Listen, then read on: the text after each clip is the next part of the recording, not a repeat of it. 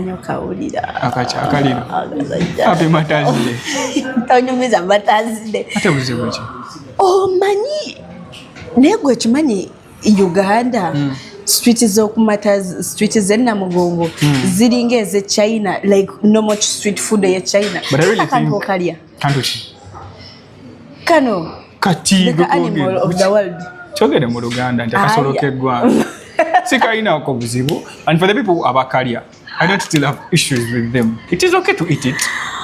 Budi abantu bagenda kuva Namugongo nga bakafaanana akantu ako. You cannot tell me. Kubye ngani. Nedda sigamba nti no kale bulya. Ane kakantu tosobola. Kubye kutta naye. Let the people enjoy. I think this Mother's Day bagikyuseemuko. Bagibrandingemuko bajongereko ka international Cocoa Day. Because in the end of it is the most trending thing. Most people leave their homeland to come to Namugongo to eat pork. I think it is the same thing they have at their homes, but maybe akeno kavera kalimu different mixtures. Bainenge baka akabizi kalimu kati ekigambo yogera chachi. Astagfirullah kinsimatusi. Yogera chachi tolonere mbera. Waseka nazikirizo sala juma ya Friday. Nenga seka mbade ndi ku mulimu. Nkola buko kinsimatusi. Okolera abantu. Nkolera abantu. Neto sobola kulya ataka akantu okalya.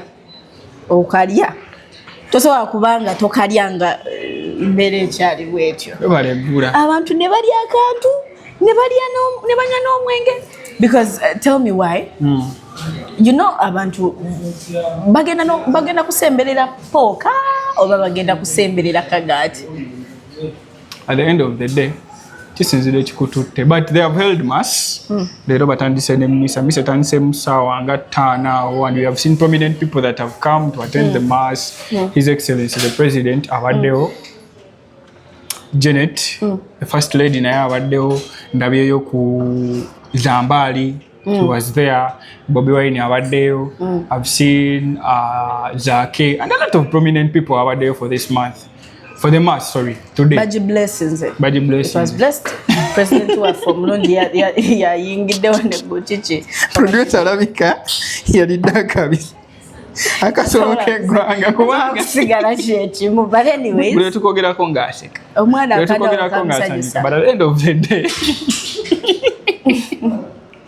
Welcome to the Sin and Sin Show. Debbie, the master of content is my name. My name is Lima. But anyways, amantu wade tulabide show bajiita nga tuli mu Bible. Tosobola kusigala chechi. Ndebe video omuntu nga as early as 7, actually as early as 6. Most people had gone off. Nga bavuddeko, but regardless, I'm enjoying the Mother's Day. Though on the same note, botunulira Mother's Day ebintu bingi ebikyuse. Botunulira ku arrangement of how people were handling their businesses last time. Yeah, bazijjayo naye zaabwe era zo zasigalayo. Nali manyi it would change with time kubanga balaba population biki. By the end of the day they maintained it. Security ebadde clean. Ashitegeera. Security ebadde clean. They have for the Namugongo, call party eri endala. That's that side of Mnyonyo, but we are coming to it to talk about it. It's a part of Namugongo. Security, but they're very much good. The businesses is flowing. Abantu banywedde. Simanyi embizi etambula nnyo. There is this alcohol but they trend. Kigambo yogera chachi, yogera mpo kigambo gundi. Tosobola chita kaina amanya mangi. Kale ka business ka trending nze ne kaina there is this alcohol simutegedde oba busera oba biki bili awo bitunda mu buno obucupa buno these ordinary bottles buno nga bolaba bwa amazi naye bikuba wabinywedeko olwo biringe kubena kalabako bali akagati ne vini kati wali eri walinga kwata ne vini ngatabula vini na gundi nyama y'abantu naye gwe kankubuza ekibuuzo those pastors pastor tebabera sorry the father wamala okusembeza abantu n'agamba n'akasigadde kakeyongeze okimanyi obuntu bukuba.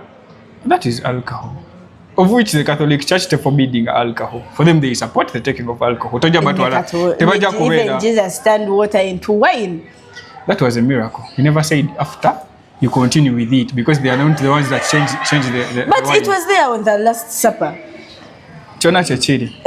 But there is no way you can tell me no that what oyo gundi gwebanywa vini gwebanywa tatamiza father ajja kugwira ku katiti ku katuuti lugera baluna kuolwa agenda gwira katuuti mugera kuganga father agudde mugambe but according to the bakulira mu bigo bakula balaba bino ebintu and it is something mukujja ko nga father omutogo munafu but I don't think waliwo father ino omutogo munafu mbagenda kunywa kasip kamu chogamba father mitola veda na bigumu asobola kunywa bugundi ngobwa togera kuba father asobola kunywa bugundi ngobwa eratamideko wadde but tebanywa bungi by the time mwamala okusavinga congregation abakendidde kati gwe kuba mwaka father ninga father agenda kusabisa ku makanisa ngaga mu lunaku eno wavaira kama kasigadde mukanke yongeze naddani kundala nakola kyemune kundala. What are you trying to insinuate? By the end of the day what happens? What are you trying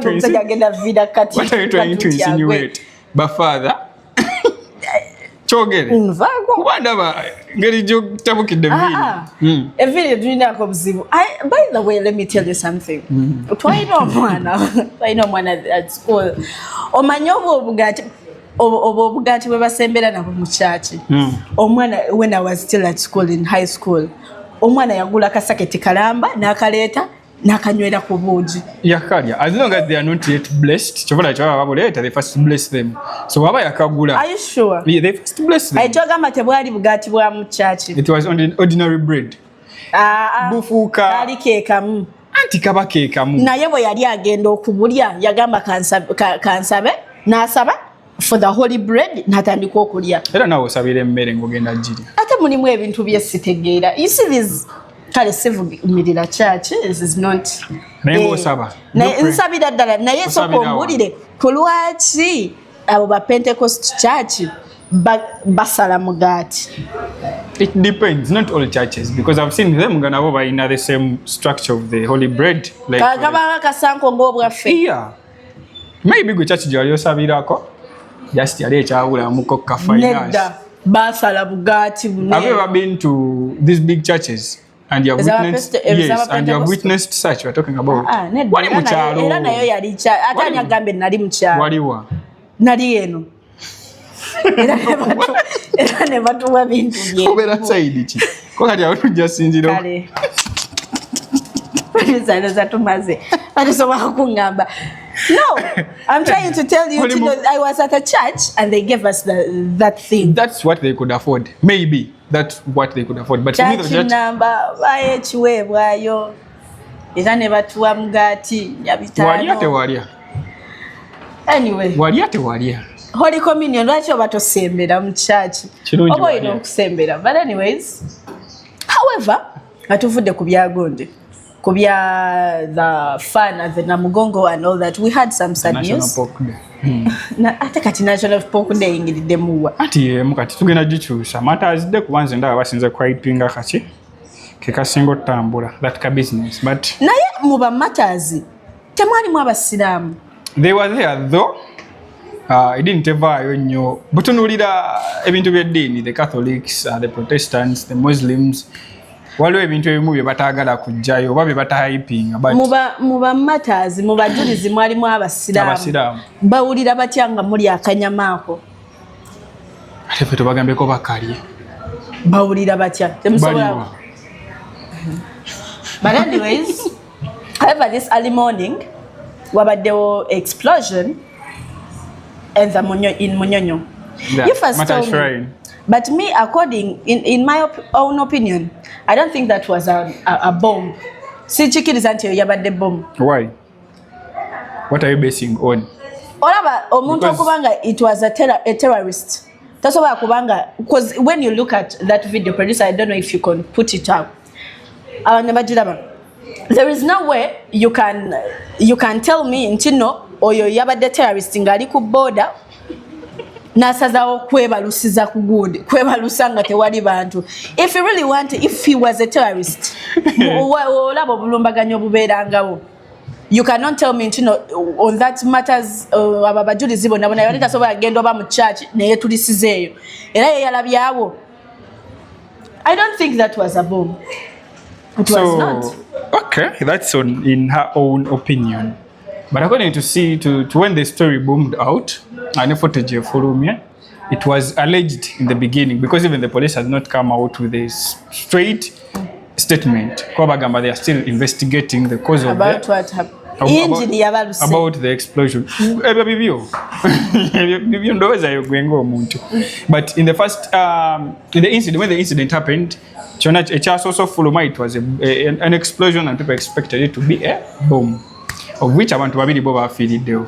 Bomb era nebaluka ate ababadde mu taxi yabadde yitawo boti bomb teyabakubye. Let me give you the story of the way I saw it. So it was around mass was to start around 10 to 9, but it was delayed. Actually, it was a little turn up for the people after that incident happening. So police, on reaching the ground, they enclosed the scene to further investigate. For a very long time, because we don't have that engaging into those bodies and the motorcycle where the incident had happened. But when you look closely to the video, the producer is going to give us that clip. When you look at the video of the incident, to me, if it is a bomb, have you ever watched? If it was a bomb, according to my own way of observing and how I've analyzed this, if it was a bomb, it can happen, because tulabeko films abana abasajja abawarabu, people can go and explode with everyone. Ayingira ne bomb nga jesibye ati bagenda nga mu bifonga mall nabaluka n'abantu. There is what we call a time bomb. Ntyo nti enebeera ku time bwebajja gikuwa nga bakugamba egenda it is going to explode within 2 or 5 minutes. So if you delay to enter the scene, wobadde olina ogikola ki ogideliveringa kitegeeza egenda twala gwe. So if this was a bomb, nga babadde bano ababiri bagyetisse, because bwetutunulira oluguudo lwebabaddeko, even the distance from where it exploded from and the distance to the gate of the church, distance ebadde they were around 30 or 30 meters. So bwetutunulira incident eno, if it was a bomb, because police are not viable with the full investigations, so to inner perspectives bili, it was the engine of the motorcycle or it was a bomb. So if it was a bomb, erina kuba nti ababaluseeko before they reached there. Lwaki tebatambudde na remote nga bwe tulaba mu firimu, oli najja n'abalusa ka remote nga yakayina ne yeebalusaawo. Olaba firimu ki? Kuba gwe kirabika firimu zolaba ziriko ekizibu. Nedda, me I think it wasn't a bomb. It was posing of police every day netugamba nekola report nti no, it was a bomb neyabika nekola etya, but me it is not. It wasn't. So the thing is, if it was a bomb and it was delayed to reach the venue in time, oba yabadde nayo nga gisetudde neyeekuba mu mutima n'agamba mwana, let me forgive these people. Niyo omuntu okola ekyo ekintu ng'oba n'omutima. People have hearts. So that's the first thing you have seen that is really. Okimanyi omuntu yeebwayo n'afiirawo bw'afiiririra abantu. Simanyi naye yayagadde bamwogereko mu bamatazi, yafiiririra ggwanga, teyayagala kutuuka eri. Ekyo siyinza kikukakasa sayogeddeko naye kati oba yayagala fiiririra ggwanga. But buli omu alina perspective ye, according to the people abadde ku scene, buli omu ajja kugamba kiki, ajja kugamba nti nawulidde kubaluka, nze nalabye ppiki ebuuka mu bbanga, abadde mu taxi ajja kugamba nti nalabye, okitegeera.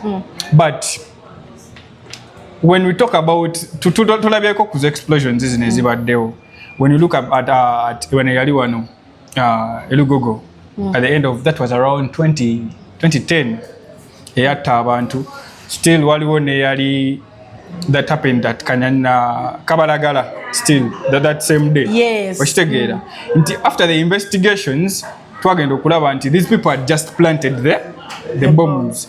Kuba for the further investigations they were carrying out, these people planted the bombs and they went there with the detonators. So bwe batuuka ku time gye baali baagala bomu zino okubaluka nezikola ki ne bazibalusa. Then waliwo nezino ezaabalukira wano ku Parliamentary Avenue. I don't know if you remember those ones. Okitegeera nti this bakulaga guy footage wa guy yali asitudde ensawo okitegeera going back to the camera settings nona nti omuntu ajjaji situdde but in case kikulya kuba kyamulya n'obaluka nayo nga bayinza okuba otuuse but nga gyewasayirize before birimu like crowds. It depends target yabwe eriki because olaba kati tugambe kale let's say ntino bagiplant nzaawo obviously babadde balowooza nti abantu abagenda otambula okugenda mu basirika okugenda okola ki okusaba they are going to pass there kati bana abayitawo egenda kubaluka but it didn't. So ebintu bya Katonda byo biralamu. When you look at this, these were pilgrimages that were going to the to pray. So kati gobojana intentions izo Katonda yakuuma. Ebintu by'aba Martyrs nabyo bikyalimu ebintu ebitategeera kubanga when you look at what General Zamba wrote, when you look at what that he wrote is in his own opinion. Yeah, era yagambye nti no, this is what I think he could be corrected. Yagambye ki nti no ebyo ebintu by'aba Martyrs, it's like it is not something that would these are just myths they put into us to believe that those are the people, because era nekituzeyo kukiyo nagambye nti no aba Martyrs abantu abafa is it was originally a way of those Spanish people of killing people. They used to burn people alive. Which people? Abantu abafirika, they used to burn them alive when you look at that history. So when he came up break down the story of Zambo muntu agitegeere. So we're going to put it down there Odusome, because when you look at what he said, and no there is a kind of controversy with the current things ebiriwo and the story that he gave us.